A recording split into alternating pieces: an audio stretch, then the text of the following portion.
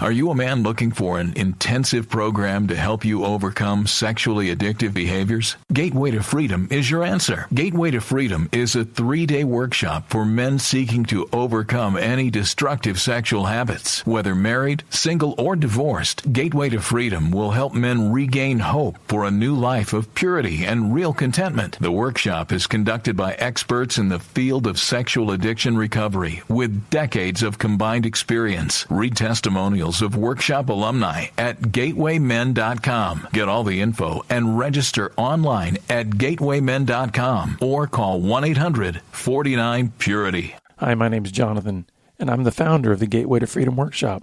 I want to personally invite you to register for our next workshop coming up June 23rd through the 25th in Texas in the lovely Hill Country. So call us today at 1-800-49-PURITY. That's 1-800-497-8748 or visit gatewaymen.com.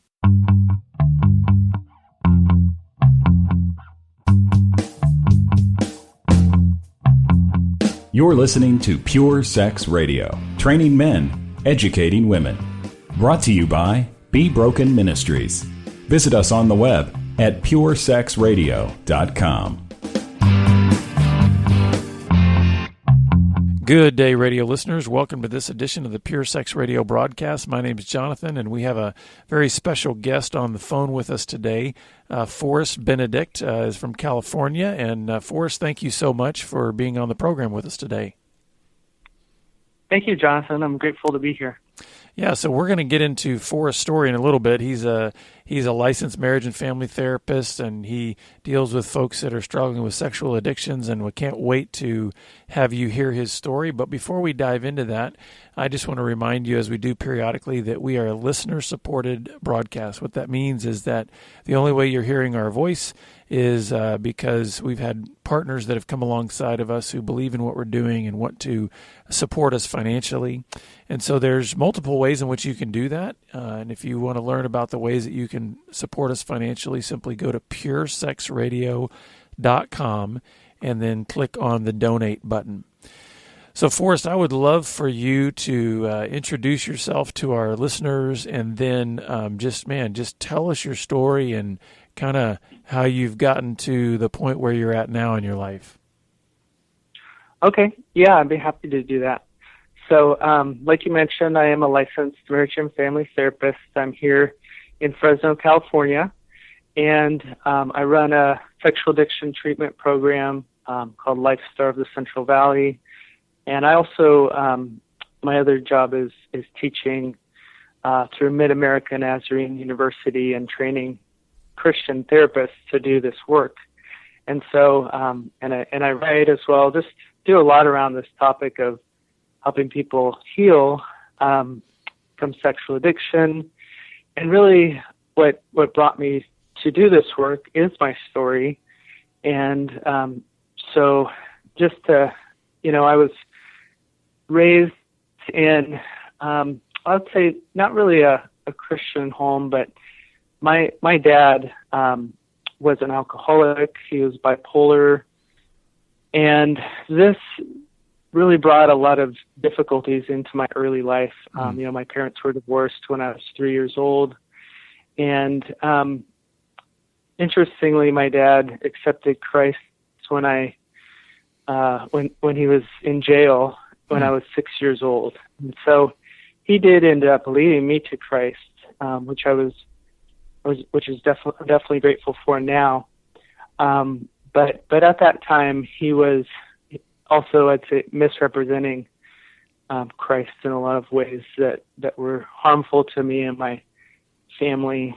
And so I had a lot of pain as a little guy. And, pornography came into my life totally accidentally, as it often does.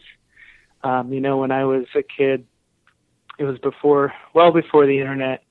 And although my mom was really protective of the things that I watched, more so like avoiding violent movies and that type of thing, but really not so aware of the sexuality or sensuality that was a part of the media. Mm-hmm.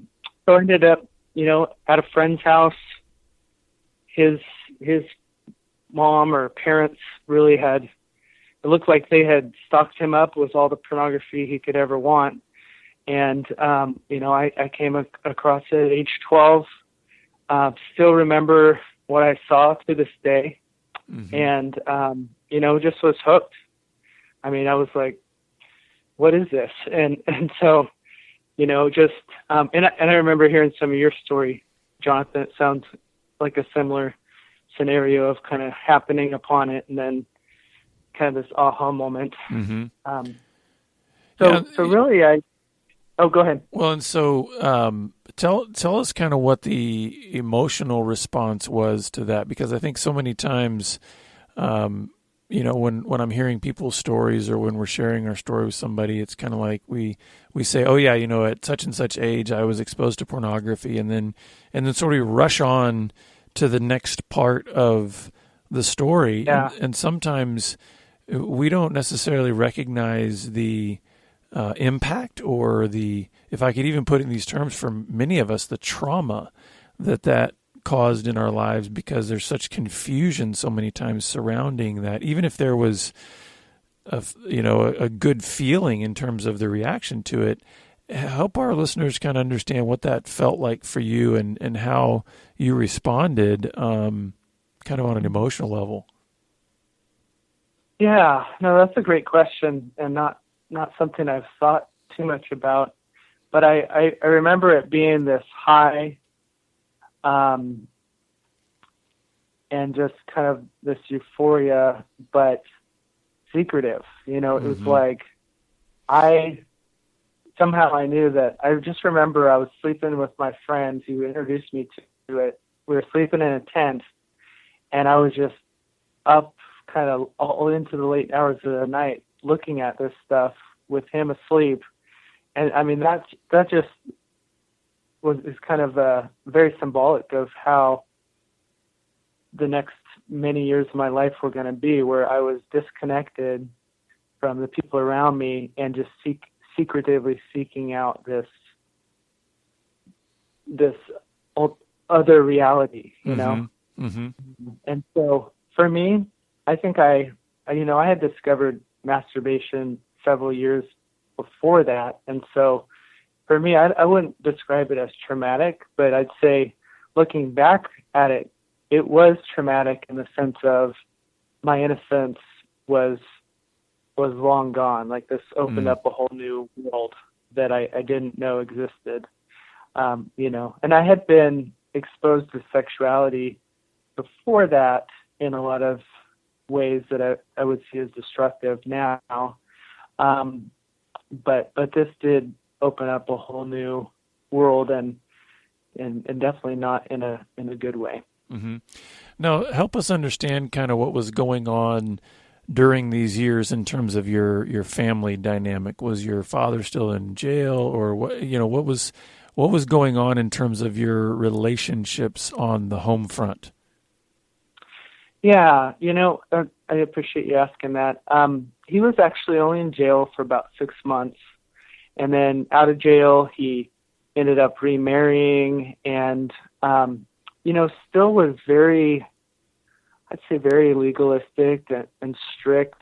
I remember him just being I'm trying to think of the word, like the couple times that I got spanked were when I felt like I had not done something wrong, or he was accusing me of lying and I really wasn't. And so it was more of an injustice, it felt, like I think I really, didn't feel like it was like he was treating me right. And he would use the Bible, like I said, inappropriately, and even use the Bible to get out of his marriage, by committing adultery so that he would have that loophole out of his marriage, but stuff like that. That's obviously not the Bible, but so, there's that going on. And kind of I'd say probably around that age. We moved to another city. He was, I don't think he ever had probably more than like 6 months of sobriety. So there was definitely starting to be a buildup of little traumas that, looking back, I'm like, there's situations of, waking up in the middle of the night and he's probably drunk and probably not available. Thankfully, I wasn't living with him. I was living with my mom, and I think that really protected me. But, we'd have situations where, getting ready to go on the Boy Scout camping trip together, getting all excited for this father-son event, and then he can't go because he's been drinking, and just such, the heartache of that. That definitely got worse as I got into my teen years. And he, do you want me to move forward? Please. Go ahead and tell us about what was going on in the teen years. Yeah. Well, that's when I definitely became a lot more secretive with my, what I'd say developed into an addiction, and trying to find whatever I could, really just being, I look at it now as I was in a lot of pain. I was really confused. And so seeking out that sexual numbing out pretty much anywhere I could go, anywhere I could find it, I would look for it. And so during that time, my dad went through this time of being, I don't know, like sometimes he was a fun dad and like the cool dad at Boy Scout camp. And then other times he would just really mean and like giving me my first car, which I'm so excited about. And then when I don't perform up to his level or I do something wrong, he takes the car back, stuff like that, where I just, if I didn't measure up, I would, be on the bad list, and so it was very difficult for me because I was a smart kid. I got like a great, 3.97 GPA, ended up being an Eagle Scout, achieving all these things. But with him, I felt like it was very difficult to measure up. In the end, in my later 20s, it's just jumping ahead, I ultimately failed that test, and he officially disowned me. But, it was just this kind of series of situations leading up to that where, I think it really clouded my view of God as well. Yeah. Well, that's just, and just, I'd love to unpack that a little bit more, because how do you, how do you eventually connect with God when so much throughout his word he refers to himself as Father? Was that ever a difficulty for you, and how did you reconcile those kind of things? Because obviously you had this incredibly strained relationship with your dad, and I can only imagine as a young boy wanting to have that affirmation from your father and wanting to, you said it almost felt like there was this confusion in your life, because on the one hand, man, he could be the cool dad and just, oh wow, that's so exciting, and then on the other hand, he could be this incredibly harsh and demanding person. So how did you reconcile that in terms of coming to faith? Yeah.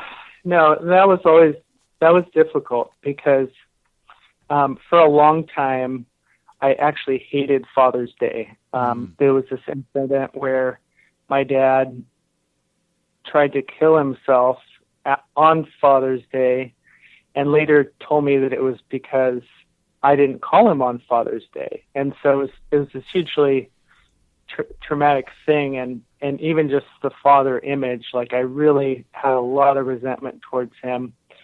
And so I it has really been this process, because I've throughout the years learned a lot about the Bible, felt like I had a really solid image of who God was, but didn't trust him, You know, I see that as part of when I got into recovery, that's when I learned what trust really was, and, you know, really had to, like, I would say pretty much continuously, I probably felt like God was definitely mad at me because I was continuously acting out, and while at the same time going to church and, you know, believing things, but not really learning to trust God on a deep level and learning to let him love me through the painful places that I was in my heart and the things I was going through.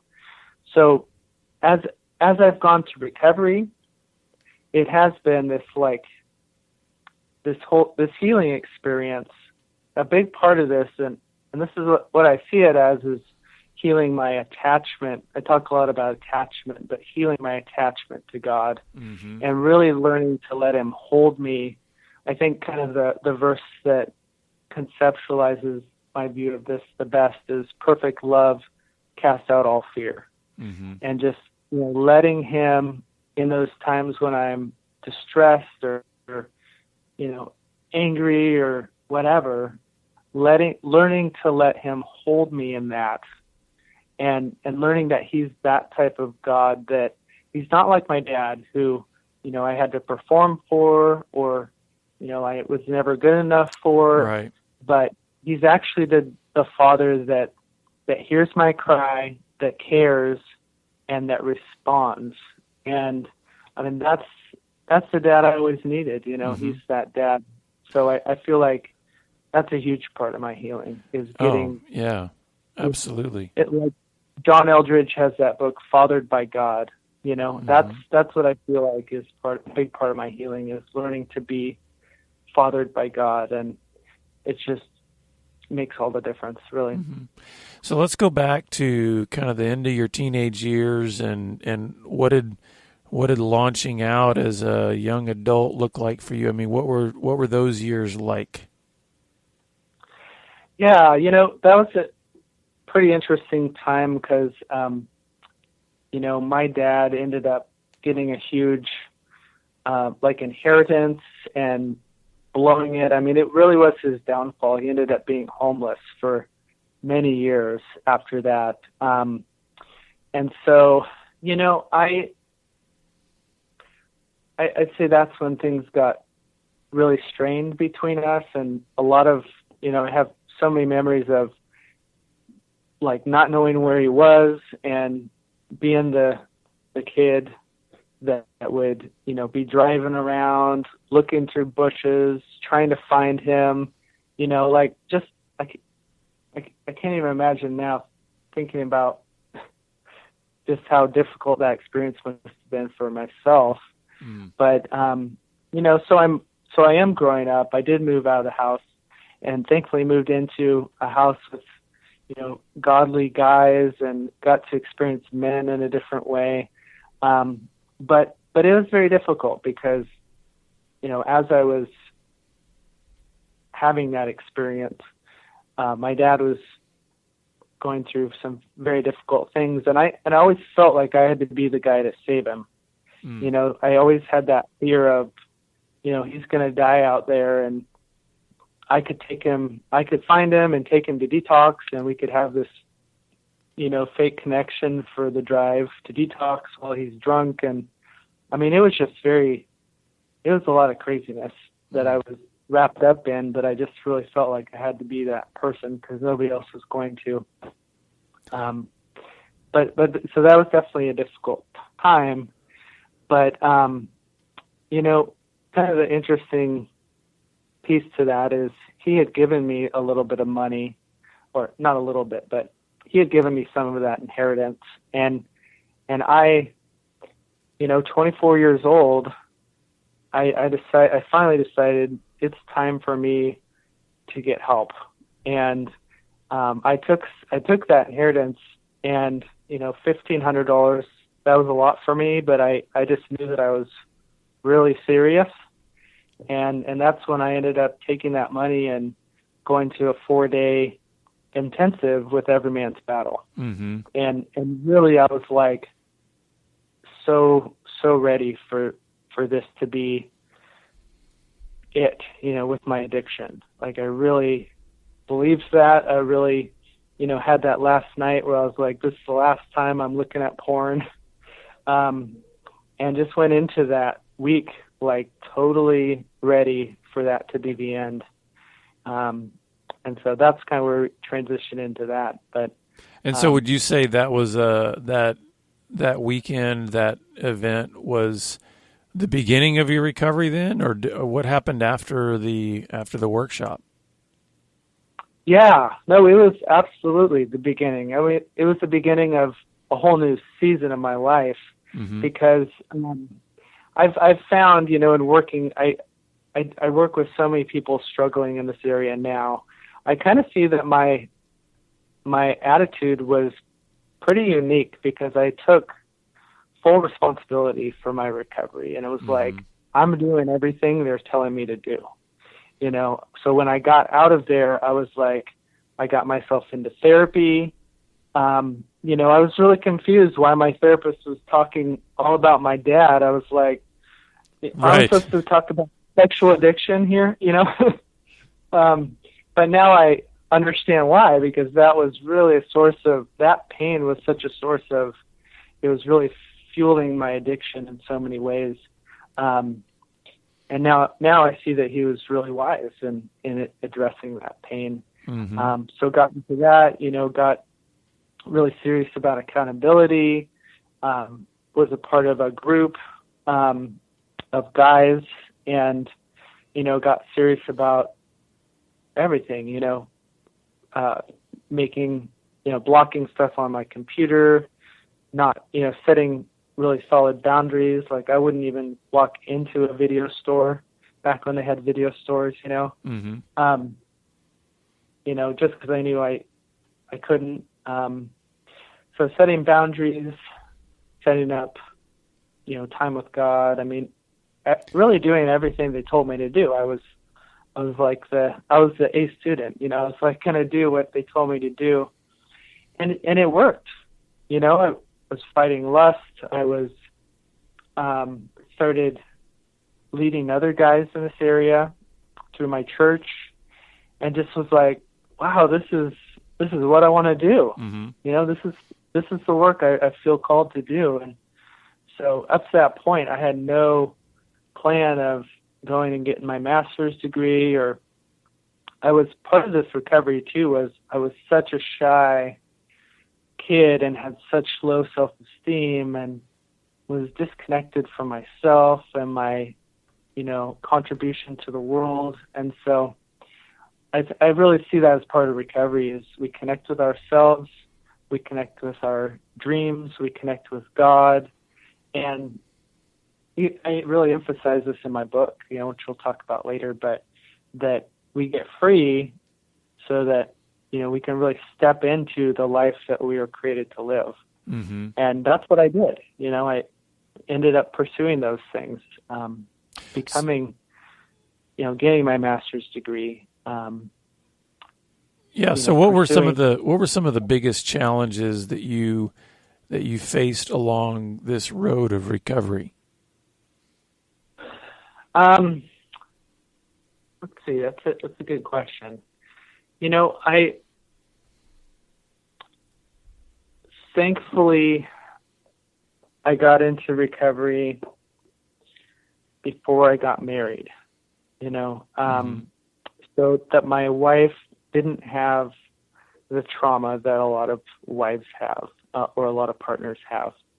But it's still a challenge, being in recovery, definitely having the challenges where I'm like, wow, pushing the lines at times where I would have really bad self-care, and not go to pornogaphy, but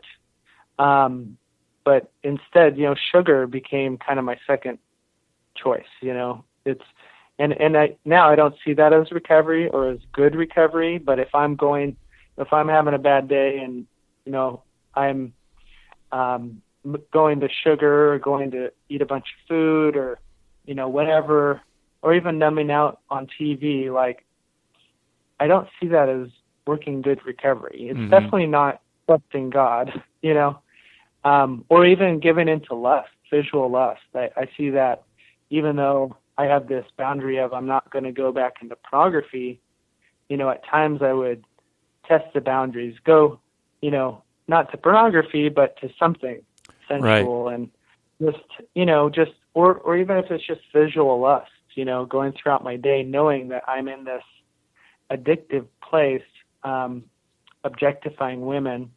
And so that's a big challenge, I'd say, of recovery, is that it's not just about whether you're looking at pornography or not.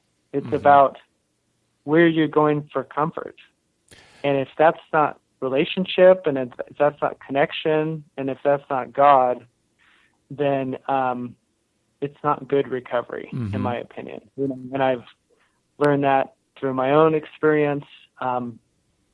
Amazingly, I haven't gone back to pornography in this full 13 years, since right before Every Man's Battle. I really nailed that, God led me through this process of recovery, but it definitely had very addictive experiences. And so a big part of this, to me, the challenge is, even as having gone through all the trauma that I've gone through, is learning to care for myself, learning to, this might sound strange, but, I've learned that I need to love myself. Absolutely. Care for my body, like I think in Christian circles, that's like, what? That's selfish. You don't love yourself. This is what I always tell people. Jesus is the one who said all the law and the prophets hinge on love your neighbor as yourself. Yeah. So the idea is you can't give that love to your neighbor without having proper self-care. If you think that loving your neighbor is destroying yourself, then you don't understand that dynamic.